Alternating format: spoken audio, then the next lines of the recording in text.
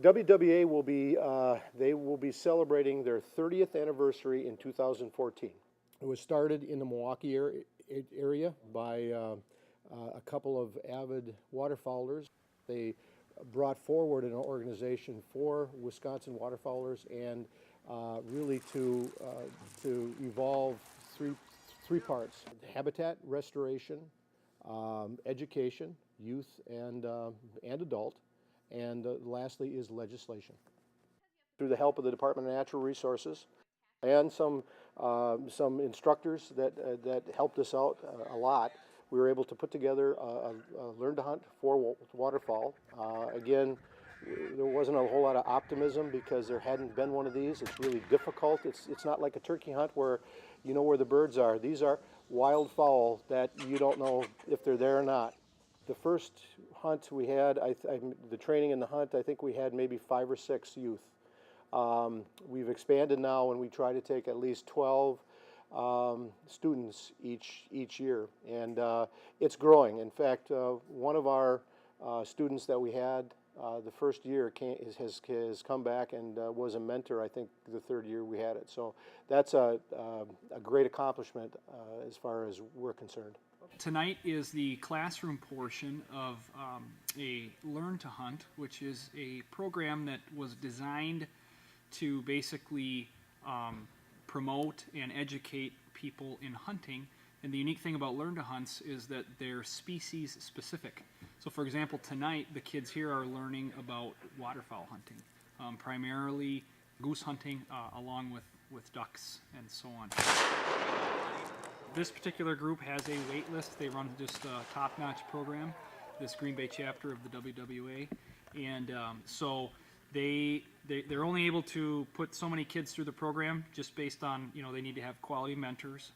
I can see the edge of my doors, and the farther I go this way, it gets pretty uncomfortable to where you don't even feel safe shooting like this. You know, what we hope they gain is an appreciation, first of all, for the outdoors and hunting in general. Understanding that there's a lot more to hunting than just pulling the trigger and killing something. That's a part of it, but it's certainly just a small part of it. And ultimately, we want them to be safe. You know, and again, they're paired with people that have been waterfowl hunters for years and years. They know very well what they're doing, how to do it safely, legally, and to teach these kids just a phenomenal amount of information and show them a great time. We've got great instructors and mentors, and they get to share not only their life experiences, but their hunting experiences and their knowledge of it. Some of these kids are going to come back and they're going to be waterfowlers. Some of them aren't. Some of them might say, boy, this isn't for me. Freezing out there and getting up early in the morning isn't for me. But even then, the ones that don't, they know that they can be an advocate for the waterfowlers. So if they're become a legislator and they don't hunt a bit, when they have legislation coming in, they'll understand what a waterfowler does. I think the most important thing that anybody can glean from anything that's successful is everybody that goes into it. For a Learn to Hunt to be going off, we pull guys that would be otherwise goose hunting on a morning like this, and they give up their goose hunt. Guys that would otherwise be deer hunting and give up that deer hunt for the youth. And it really tells you that you need all kinds of different support. It can't just be one person, can't be just 2 people. It's a group of people that make things happen, from all the way from the Wisconsin Department of Natural Resources all the way to the person that helps cook the brats.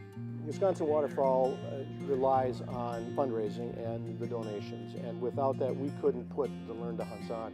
These kids last night spent about 2 hours on the range, went through about 2.5 cases of shells, and shells are pretty expensive, and we have the facilities that we use that we have to try to reimburse for. So without fundraising we wouldn't be able to be doing it. We wouldn't be able to give them that opportunity.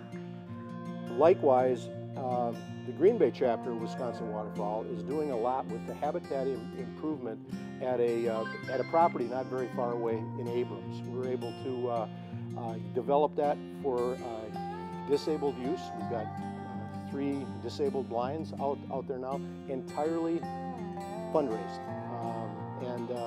So we want to continue doing that, so we rely really on the folks that think that we're doing a good job and are able to help us with it.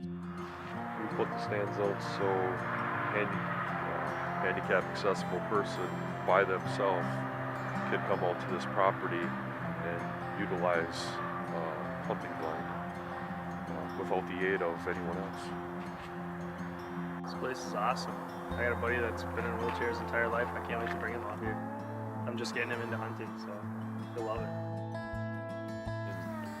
In 30 years, when all these houses are built up and pushed right up against this property, this is going to be a property that's protected. So it's going to be a refuge for deer, turkeys, geese, ducks, otters.